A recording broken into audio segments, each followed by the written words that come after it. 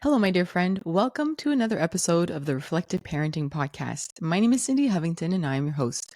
I'm a mom of three from Montreal, Canada, and I have a Ph.D. in neuroscience. My goal through this podcast is to share science with you, to have conversations with people that are all going to support you in building your self awareness and helping you build emotion regulation skills. And as you're going to learn in this podcast, there's a lot that impacts our emotion regulation skills, which is our ability to cope with emotions and stress.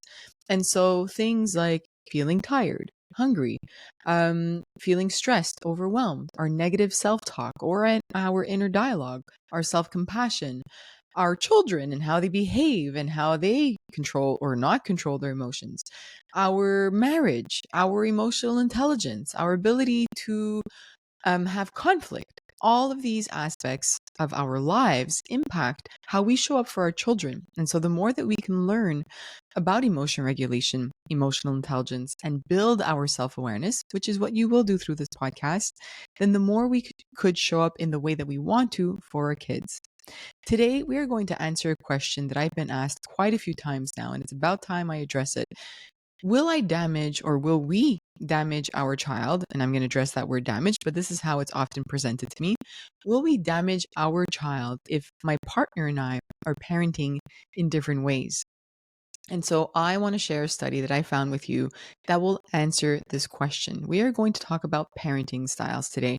And if you have a partner that parents very differently from you, then you might want to listen to this together or even separately and then come back to listen to this. Not only are we going to talk about the study that I found, I'm going to give you some tips to address this with your partner if they are a little bit more resistant into, regarding their parenting style and talking about their parenting style. And I want to make sure that we show up with curiosity and compassion. Those are the values of Curious Neuron. Those are actually the values I have from my personal life. And I feel that it's something that we can apply, especially when it comes to addressing this very uncomfortable conversation for some couples. And so we're going to talk about that. And then I'll talk about some reflection prompts that you could answer on your own or together as a couple. Because in the end, the way that I see all of this when it comes to our parenting style, we might be parenting our child slightly different. We might have ways of parenting that feels a little bit more comfortable to us. Maybe there's room for improvement when it comes to our parenting style, and there's always room for improvement. If you are listening to this saying there's no way there's any room for improvement, well, we can start with that. There's always room for even a slight improvement, something that we can work on, something that we can start noticing. And once we do that, then we can really show up for our child. Because again, as a couple, as partners, as a team trying to support our child, parenting and discipline and the way that we kind of teach our child what's right from wrong, which is what discipline is to me. It's not about punishment. That's many of us were raised that way. Discipline is punishment, but discipline is teaching. And if we can show up together as a couple, maybe one will be a little bit less warm and responsive than the other because maybe they are struggling or maybe they are building their awareness around that. That's okay. You're going to learn from today's podcast that that's okay. However, if one of us is showing up in a way for our child that can be detrimental to their emotional development or emotional well being in the future, near future, or future, then that's where we need to come together. And so I'm going to address all of that in today's podcast. It is a solo episode, and so it's just you and I today. I want to first thank the Tannenbaum Open Science Institute as well as the McConnell Foundation. These are the two organizations that support this podcast that allow me to have the team I need in order to continue this podcast, to edit it and get it out there, create notes from this episode, and create Instagram posts and reflection prompts that we bring into our club called the Reflective Parent Club. And so I just want to thank these two organizations because without them, this podcast would not be possible. And more importantly, this podcast would not be possible without you. And so thank you for being here. I hope you have clicked on the subscribe button if you are enjoying this podcast. When you click on subscribe, you get a notification every Monday when the podcast comes out. And so it allows you to listen to it soon, at least. But if you also have an extra little second in your day today as you're listening to this, and I've spoken to parents inside the Reflective Parent Club that have been listening to this podcast for a while, and they say, I've been listening to this podcast for 2-3 years now. I just never get to it. I'm so sorry. I get to it. They're going to get to it. They get to it eventually. But just to say, if you're that parent that you keep telling yourself, I need to rate it, I need to review it. Can you do that now? Can you even click out of the podcast and do that? Because the more we can improve these metrics and show that there are more downloads, that there are more reviews and ratings, then that's what shows the organizations that are sponsoring the podcast. That is not to give me income, it's to support the team that is needed for this. It shows them that you want this podcast to continue. And so please take a moment to do that. And if you know a friend, a family member, or even with your partner, if you are struggling with parenting styles, take a moment to send them this podcast. It's easy to copy paste the link to this podcast, and you can send it in a text message. You can send it in a email. There's a lot of ways that you can do this. And so if you do that, I would be greatly appreciative, because that is going to help us grow the audience of the podcast. And so take a moment to do that, please. All right, let's move on to today's podcast. So there's a paper that I found. Well, actually, first of all, let's address the question that is asked of me. Many parents ask this. So, will it damage your child if you are, let's say, you that you're listening right now, you are more, I don't know, authoritative, which means that, so actually, let's even take a step further back.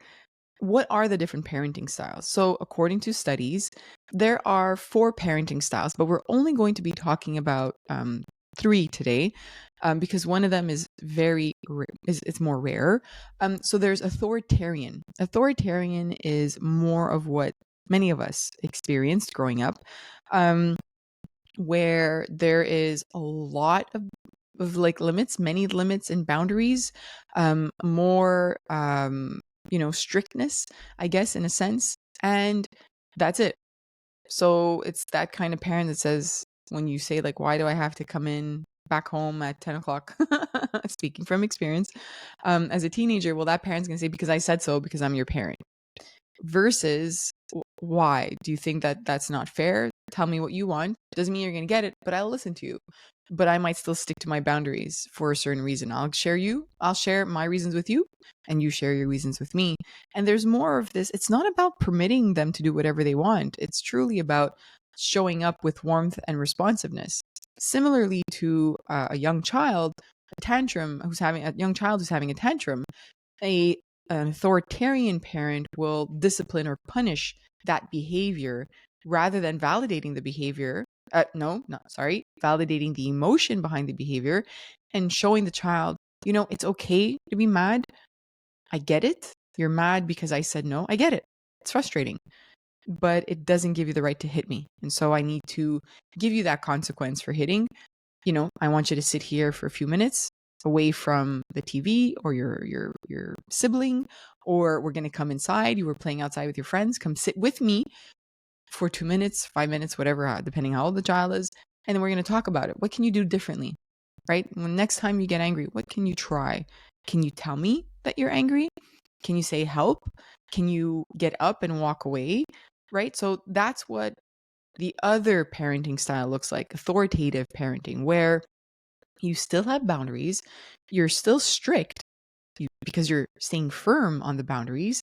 However, you're being responsive to your child's needs, responsive and showing warmth towards your child's emotions and their emotional needs, and that's not being permissive, right? You're not allowing them to do whatever they want.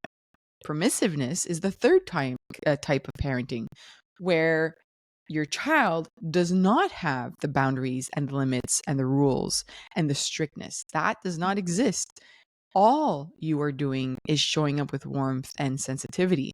without any direction in terms of what's right and wrong, without any limits. What time do I go to bed at? I don't know. My mom or dad never gave me, limits and boundaries. I can do whatever I want.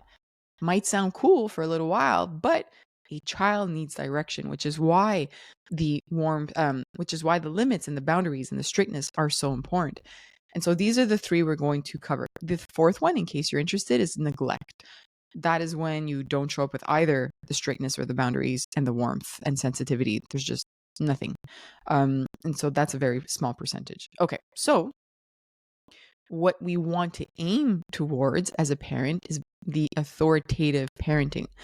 What we have to be careful about is some parents who believe they are following positive parenting. From what I see sometimes, it's more permissive. Not all, some, but I really want you to think about what you're doing in your home. If you believe or are trying to follow the positive parenting style, are you being strict in terms of what the rules and boundaries are in your home? Like no hitting, no, I don't know, whatever the rule is in your home, no jumping on the couch, let's say. But showing up with the right warmth and sensitivity towards that, right? So if you have a 2-year-old that struggles to remember that, are you just punishing them, or are you saying, okay, I see that you're struggling with this. How can we work on this together? Giving them ways to scaffold and build baby steps towards achieving that goal. That's what I want you to be aware of. Or are you just letting them, you know what? Who cares? Go for it. Jump on the couch. I give up. This sucks and this is hard. And what's the point of giving you rules? Because every time I say no to something, my toddler has a tantrum. And so as a parent, sometimes it is so easy to say, I can't say no to my child because it creates a lot of problems. Actually, today, I was at a local beach. I don't live near the ocean. It's just a lake. But here in Montreal, Canada, there are a couple little places that there are beaches, and it's, with lakes or rivers also.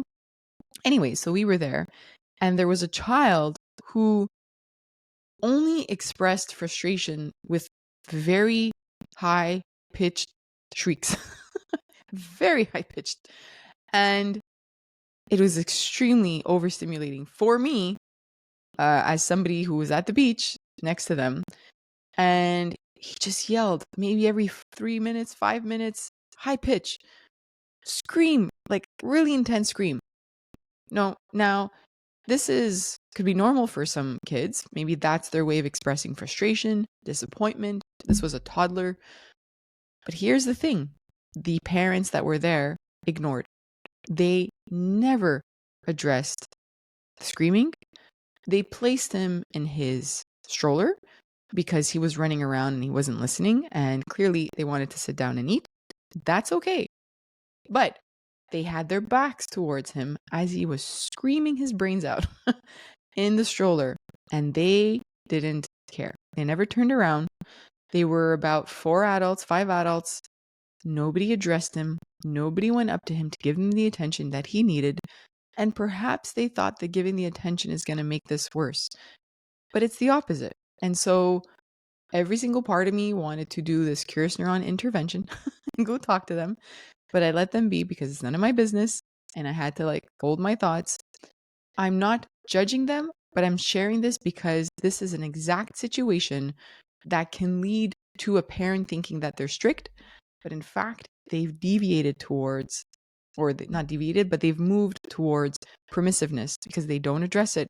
And it's a little bit easier when you don't set so many boundaries, when you don't stay firm on your boundaries, especially when your child doesn't know how to control their emotions. And so I just want to give a heads up about that. Now, one thing that I've noticed is that often it is the mom who is asking me this question, whether or not it will damage their child. And it's when their partner, mostly their husband, is a little bit more, or not a little bit more, is authoritarian in the way that they parent and is very strict. So this one piece, I want you to monitor how strict is your partner. Is it just about saying no to everything and being really good at being firm? Or is it about shaming the child, belittling, about creating what do I call them inside the club? I know those of you who are part of the club listening to this unrealistic expectations. Anybody inside the Reflective Parent Club, you know that I talk about this all the time. These unrealistic expectations. I think that sometimes we have these towards our kids. And so we expect 2 or 3 year old, even sometimes even 4, to stay at the table for as long as we want, right? But developmentally, their attention span is shorter. Developmentally, they want to move their body a lot more. Does it mean that we have to let them like stand on the table and dance and have a party while we're trying to eat? No. However, does it mean that when they're younger, we can say like, when you finish eating, I'm okay with you going to play, but I just like to have a little conversation with you. I'd like to spend a little bit of time, rather than yelling at them and saying, sit down, this is family dinner, you stay here until I'm done. There's a huge difference in the way that you just showed up there. One of them, you expressed how you enjoy being with your child and you want to be with them at the table. And maybe there's a way that you can do that by speaking to them about your day, asking them questions, telling them a story. We spoke about this recently inside the club. There's so many ways that we can do this with our child, but the way that we show up will change how they perceive this and how they take it in. So that's really important as well. It is really important for us to really assess what expectations we have for our kids. Now, if you do have a partner and you can relate to this question that we're asking on today's podcast, it is important not to point fingers. I believe, and this will be backed by the research study that I will share with you today, that it is okay for 2 parents to have different parenting styles if one is more authoritarian and one is a little bit more authoritative. The problem that you're going to see in this study that I'm about to explain is how you perceive your partner. So it's not about having 2 different parenting styles. If I am a parent who's more authoritative, and my partner's more authoritarian, and I perceive them as more authoritarian, that's where the problems start. And that's where there is more conflict, because I tend to think that my way, which is true, is the better way. It's not the best, right? It's the better way. Yes, we want to show up with warmth. I said all of that, right? However, if I'm seeing every move my partner makes as the wrong move, if they're a little bit more strict and I'm like, I would have done that a little differently. If you tell your partner they did it wrong, or stop yelling at our child, you're messing up our child, and you have this perception, that's the key word here today, perception of my partner's parenting style, then that is what will lead to more behavioral issues in your child, more emotion dysregulation, so them struggling to regulate their emotions, and more marital conflict. So let's dive into this study, shall we? This study, called Differences in Perceived Parenting Style Between Mothers and Fathers, Implications for Child Outcomes and Marital Conflict. This was by Tavasoli, I hope that's how I pronounce it, in 2016. So it's a little bit older, but super significant and such a great study. So what they looked at is how moms and dads perceive their own parenting styles and each other's, and how those perceptions relate to their marital conflict. So how much these parents argue and disagree, and child behavior problems. So things like aggression and even anxiety. So we explained what the different styles are. So they looked at authoritarian, authoritative, and permissive. The main findings of this study were that parents often have similar styles, but not always. So if you perceive your partner as having a somewhat similar parenting style as you, odds are you will not argue about parenting style. Even if you were to take a test and one was a little bit more authoritarian and one was a little bit more authoritative, because you perceive them as being very similar. So that was the first thing. Then, parenting differences can lead to more marital conflict. When moms and dads see themselves as having very different parenting styles, especially in how strict or permissive they are, they report more marital conflict. So this was particularly true when moms felt that they were more authoritative than dads, or when there was a big gap in how permissive each parent was. These are the two situations that led to more conflict between in the marriage. The more conflict that appeared in the marriage, the more behavioral problems the parents noted about their child. And the different types of behavioral problems that these parents in these two situations spoke about were acting out and misbehavior, or even feeling anxious. And this is interesting because I didn't highlight this study, and I won't put it in the show notes. I would have to find it. I spoke about this maybe a year or two ago inside Curious Neuron.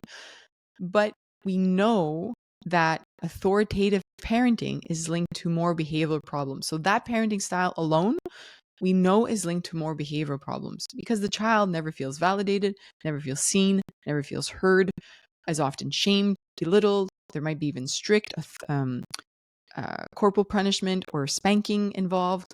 All of that leads to more behavioral problems. That we know from research.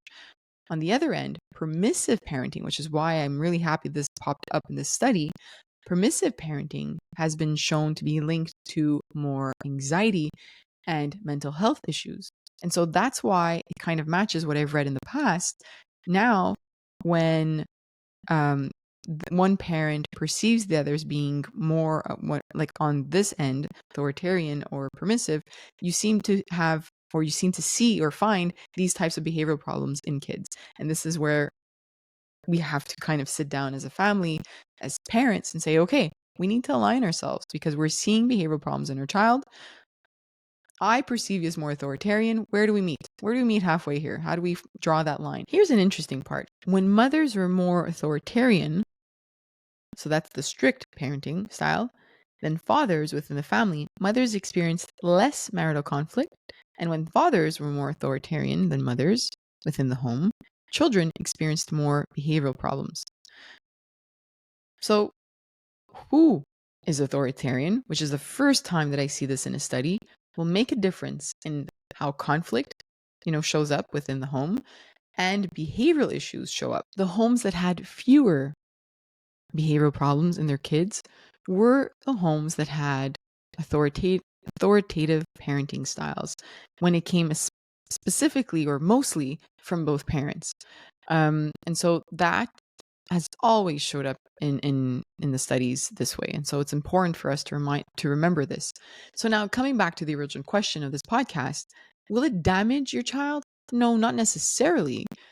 And we're going to summarize these studies, and I read a couple other ones, and so I want to summarize everything for you. However, the way you perceive your partner is going to lead to more conflict, and that conflict is what will lead to more behavioral problems with your child. And so it's really important to think about how you perceive your partner and how you show up for them in those moments, right? Like, again, if we're yelling at them and saying you're parenting wrong, this is what's going to cause the problems, right? This is what is going to cause a lot of the conflict. And so this study reminds us that we need to try to align parenting styles as much as we can. Might not be exactly aligned, but again, if you don't perceive your partner as like super authoritarian, if they're not, if they are, then it's definitely something you need to come together to talk about. But if they're just a little bit more strict than you, that's okay. And is it about you? And this is why you have to talk about it together. Is it about you just saying, okay, we are both trying our best for our child. We're somewhat similar on some parts of our parenting. My partner's a little bit more strict, and so I'm okay with that. But if you're not okay with them being a little bit more strict, that's what's going to lead to a little bit more conflict and butting heads around that. It's okay to be different, but you have to know how it's going to affect your child. So big differences, especially if not acknowledged or talked through, will create the confusion and the stress for your child. And that's what it comes down to. It's very confusing to have one parent who's very strict and the other one, again, not necessarily authoritative, because there's still some strictness there. But especially if one is more permissive, that's when it becomes very confusing. You're going to see even more parenting or behavioral issues in the child. And what I've seen is that often if a parent perceives their partner or knows that their partner is more strict and even has harsh punishment, they want to create a better environment, I guess you can say, or more positive environment for their child, which is why I believe these parents will often become more permissive so that they can be the fun parent, the loving parent. But I want you, if you are hearing this, to remember that your child needs boundaries. And so you can show up with boundaries.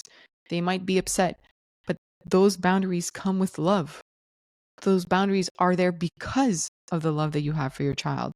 And so if you struggle with boundaries, I would address that first, so that you can set them and hold your boundaries in a loving way for your child enough that this will support their emotional and mental health later on. This study also reminds us that the dad's involvement in this is really important.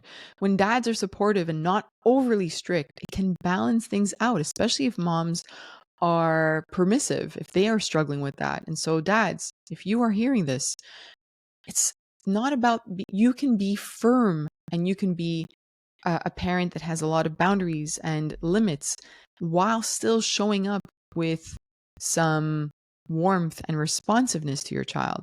And if you don't know what that means, you can email me or join the Reflective Parent Club. We have dads inside the club, some that show up at the calls and some that do not show up at the calls, and just take the course and work through the course and ask questions and email me. And I'm there for you. I want to make sure that you understand that you can be the strict dad that you want to be without falling into this authoritarian parenting style. All right, so if we are going to sit with our partners this week and listen to this episode and this study and look at the study together, that's the link is in the show notes, then this is a good time for us to revisit the parenting styles that we are using in our home. I don't want you to point fingers at each other. I want you to come together and say, okay, what's best for our child is this authoritative parenting. Forget the word positive parenting. It's authoritative parenting. Maybe with your awareness, you can say, I struggle with boundaries. I struggle so much with boundaries for our kids. I want them to love me. I don't want them to hate me. And so I fear that if I set a boundary, they're not going to like me. And so I want you to be more of the boundaries person. I feel good with the nurturing, showing up with warmth and responsiveness. I feel good with that. I'm going to set the boundaries, but I need you to step in to help me. What I can help you with, if you want, I notice that you really snap really easily. I notice that when our child ignores you, that's when you show up with the strictness. That's when you are extremely authoritarian. And I know that you're working on that. That's okay. But how about we tap in, tap out? Let's create a tap in, tap out method. Look at me. Give me a sign, some sign that I just snapped. I really want to do something to my child. I want to threaten them or give them a consequence so bad. Hit them even, whatever it is. Please, let's tap in, tap out.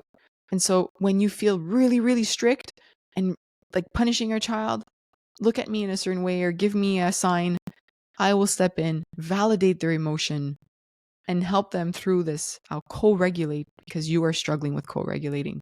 But what I need from you is to show up when I'm struggling with keeping the boundary. I can set the boundary, but I can't hold it very well. Imagine a world where we can have these conversations together as couples. And in the end, it allows you to be more strict and allows me to be more responsive. But we're doing a bit of both and we're showing up for each other. Honestly, this is the world I want. This is the world I imagine. And I don't want parents to say you're doing it all wrong. I don't want you to show up like that for your partner. I don't want you to say permissive, responsive parenting. No, excuse me, I can't find the word. Positive parenting. Positive parenting is the only way to parent our child, to show up for them. And so I've read all the books, I've listened to all the podcasts. I'm following positive parenting, and I need you to do the same. This is an example of the conversation you should not be having. Really. I really need you to show up with your partner in a different way because this way will not work. We are not validating what they are going through or struggling with. We are not asking questions. We are not supporting as a team and a partner. And so that is what we need to do.